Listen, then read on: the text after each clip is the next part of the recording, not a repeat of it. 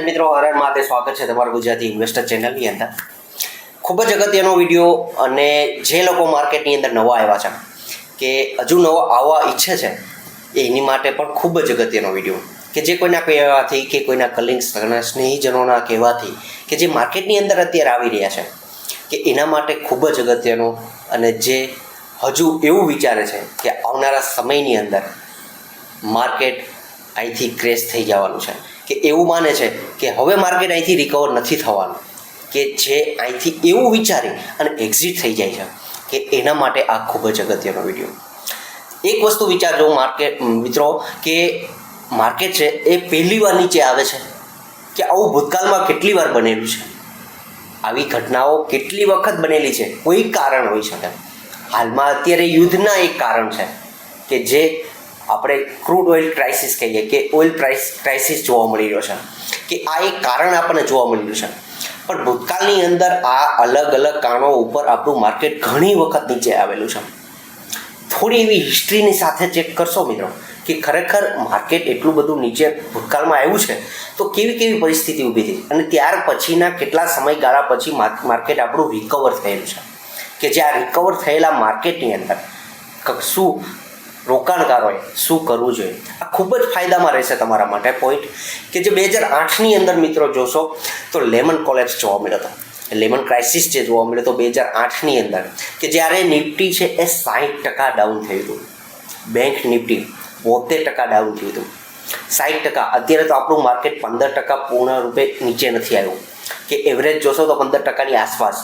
પણ જ્યારે એની એ જ વસ્તુ 50થી 60% ડાઉન જોવા મળે શું હાલત થાય, શું પરિસ્થિતિ જોવા મળે. એનું એજ બેંક નિફ્ટી 70% ડાઉન આપણું થયેલું હોય શું પરિસ્થિતિ જોવા મળે.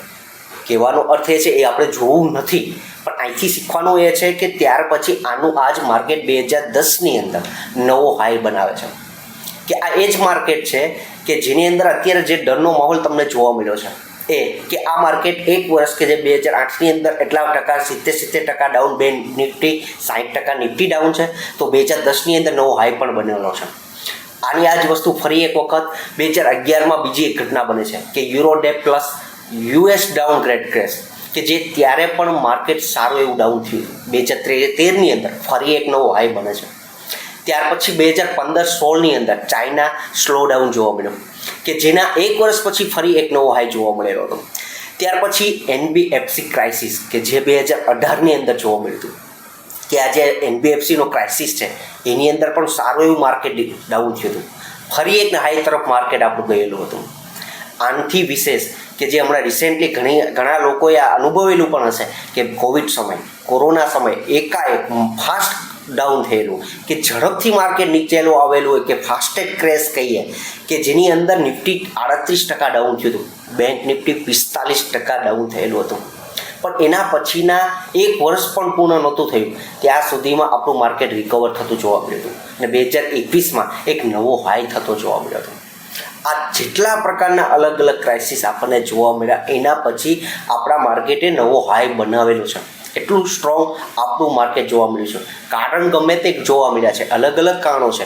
દર વખતે યુદ્ધ નથી કે 2022ની અંદર એ જ વસ્તુ પછી ફરી બની હતી કે રશિયા યુક્રેનનું યુદ્ધ થયું જોવા મળ્યું હતું કે નિફ્ટી 18% ડાઉન થયું હતું, બેંક નિફ્ટી 16% ડાઉન થયેલું હતું. 100% ડાઉન થયેલું છે પણ ફરી આપણને એક નવો હાઈ પણ આપણે જોયેલો છે કે 26,000 ઉપરનું આપણે નવો હાઈ પણ આપણે જોયેલો છે. કહેવાનો અર્થ એ છે કે ઓલ ઓવર જેટલા ક્રાઇસિસ આપણે 2008થી લઈને 25 સુધીના કે જેટલા આપણે ક્રાઇસિસ જોયા એના પછી નવો હાઈ માર્કેટે બનાવ્યું છે. તમે એને ડિટેલમાં જોશો તો મિત્રો કે 2008ની અંદર કે જે ડાઉન થયેલું હતું એ 2010માં નવો હાઈ બનાવ્યો, 2011ની અંદર ડાઉન થયું, 2014ની અંદર ફરી નવો હાઈ બનાવ્યો. હું નિફ્ટી 50ના ઇન્ડેક્સને આ ધ્યાને લઈને વાત કરું છું કે 2016ની અંદર ડાઉન થયેલું માર્કેટ 2017ની અંદર નવો હાઈ બનાવે છે. 2020ની અંદર ડાઉન થયું, 2021માં, 2022ની અંદર ડાઉન યુક્રેનનું યુદ્ધ દરમિયાન થયેલું અને 2023માં પણ ફરી એક નવો ઓલ ટાઈમ હાઈ માર્કેટે લગાવેલો છે. કહેવાનો અર્થ એ છે કે આ જેટલી વખત જ્યારે આ તક મળી છે, જ્યારે જેને રોકાણકાર લોંગ ટર્મ ઇન્વેસ્ટર છે એને આ તકનો લાભ લીધો છે એને નવા હાઈ તરફથી સારો એવો પ્રોફિટ પણ કમાવેલો છે કે આ એક સારી એવી તક તમને જોવા મળી રહી છે. આ સમયે જ્યારે એટલી બધી અનસર્ટિનિટી હોય અને અલગ અલગ ન્યૂઝ આપણને જોવા મળતા હોય કે આ ન્યૂઝ અમેરિકા તરફથી આવ્યા છે કે પછી ઓઇલના છે, ક્રૂડ ઓઇલના ભાવ એટલા ઉપર ગયેલા છે, આપણો રૂપિયો કન્ટિન્યુ નબળો પડતો ગયો છે. ટૂંકમાં કહેવાનો અર્થ એ છે કે આ પ્રકારની અનસર્ટિનિટી વચ્ચે જ્યારે પણ તક તમને મોટી મળે ત્યારે કોટા આપણે યાદ આવે છે કે આ વોરેન બફેટના, કે જેને આપણે ધ્યાનમાં રાખવા જોઈએ કે એ સારા એવા મોટા રોકાણકાર અમેરિકાના હતા, કે એના કોટા કે the future is not clear, you pay an very high price in the stock market for a cheery consensus. Uncertainty actually is the friend of the buyer of long term value, કે જેને value investor બનવું છે, સારું એવું રોકાણ કરી અને સારી એવી વેલ્થ બનાવી છે, એના માટે આ અનસર્ટિનિટી એક સારી એવી તક છે કે જેને તમારે મિત્રથી જોવું જોઈએ, કે ફ્રેન્ડ તરીકે એને જોવા જોઈએ કે આ તક તમને મળી રહી છે, કે આ તકનો લાભ લેવો જોઈએ.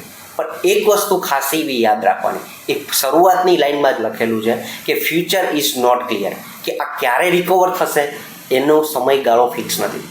આપણે હાઈ પ્રાઇસ લઈને ઘણા એવા શેર ખરીદતા હોય, પણ શું એ ફરી નવો હાઈ બનાવે છે? ઘણી વખત આપણે ઘણા ટોપ હાઈની અંદર ખરીદી કરતા હોઈએ છીએ. આ ખૂબ જ અગત્યના કોટા છે. આ સિવાય બીજો પણ એક કોટા છે જે અત્યારે પણ ઘણો એવો સુસંગત લાગી રહ્યો છે, કે જે the stock market is a device for transferring money from the impatient to the patient, કે જેની પાસે ધીરજ નથી, કે જે ફાસ્ટ મની કમાવા ઈચ્છે છે, કે ઝડપથી રિટર્નની આશા એ રાખે છે, કે એના માટે એનો એ જ પૈસો લોસમાં એ લોકો વેચે છે અને ખરીદે છે. કોણ? કે જેની પાસે ધીરજ છે, કે જે ધીરજ આપી શકે છે એવી વ્યક્તિ એ સારું એવું રિટર્ન, સારું એવું પ્રોફિટ એ જ કમાય છે, કે જે લોંગ ટર્મ ઇન્વેસ્ટમેન્ટ માટે વિચારે છે કે એના માટે ખૂબ જ ફાયદારૂપ રહે છે.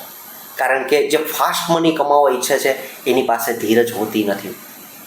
ઘણા એવા પોઈન્ટ છે મિત્રો કે જે ભૂતકાળની બનેલી ઘટનાઓ ઘણી આપણને શીખવે છે કે આ પોઈન્ટ સારી એવા ધ્યાનમાં રાખવા જોઈએ. માર્કેટ હજુ અહીંથી કોઈ કહી નથી શકતું કે ક્યાં સુધી નીચે આવી શકે એમ છે, ક્યારે માર્કેટ તમને રિવર્ડ પણ આપી શકે.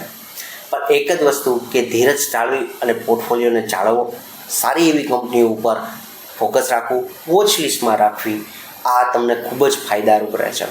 વિડીયોના અંત સુધી બન્યા રહ્યા છો. ખૂબ ખૂબ આભાર. તમારા મિત્રો સાથે શેર કરજો કે જે કોઈ એવું માની રહ્યા છે કે હવે માર્કેટમાંથી એક્ઝિટ થઈ જવું જોઈએ, એના માટે ખાસ મિત્રો તમે વિડીયો શેર કરજો, ચેનલ સબસ્ક્રાઈબ કરજો, તમારા મિત્રો સાથે શેર કરજો. Thank you.